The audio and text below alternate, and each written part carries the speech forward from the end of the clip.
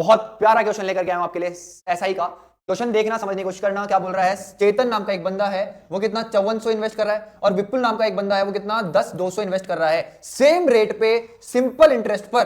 ठीक है भाई, जो रेट ये लगा रहा है वही रेट ये लगा रहा है। ठीक है भाई, if at the end of 3 years, 3 साल बाद विपुल जो है उसको 720 रुपया ज्यादा मिल रहा है, किससे मेरे दोस्त, चेतन से, तो आपसे बोल रहा है रेट ऑफ इंटरेस्ट निकालो।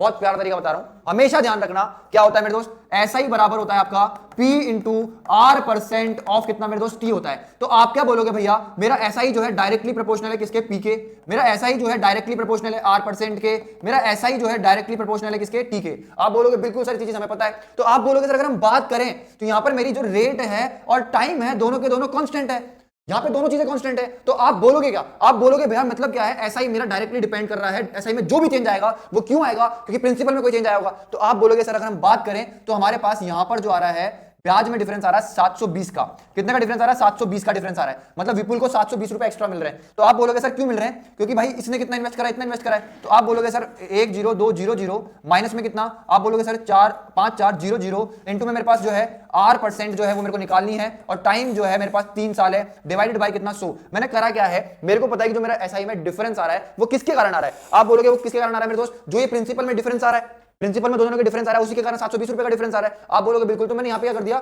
आप बोलोगे सर P2 माइनस में कितना कर दिया, मैंने P1 कर दिया, और वही सेम 3 साल की बात चल रही है, 3 साल के कारण मतलब इसमें और इसमें 3 साल आपने इन्वेस्ट करा है तभी ये डिफरेंस आया। तो ये चीज यहां पे क्या निकालनी है आपको, R निकालनी है। आप बोलोगे भैया ये 2 जीरो से ये 2 जीरो और ये 2 जीरो कट गए, आप बोलोगे इन दोनों के बीच में जो डिफरेंस आ गया वो कितना गया मेरे पास 48 का गया, कितना गया 48। ठीक है भाई, और यहां पे कितना है R परसेंट, और ये कितना मेरे पास 3 है। ठीक है भाई, परसेंट से हटाओ ना भाई, 100 कट गया।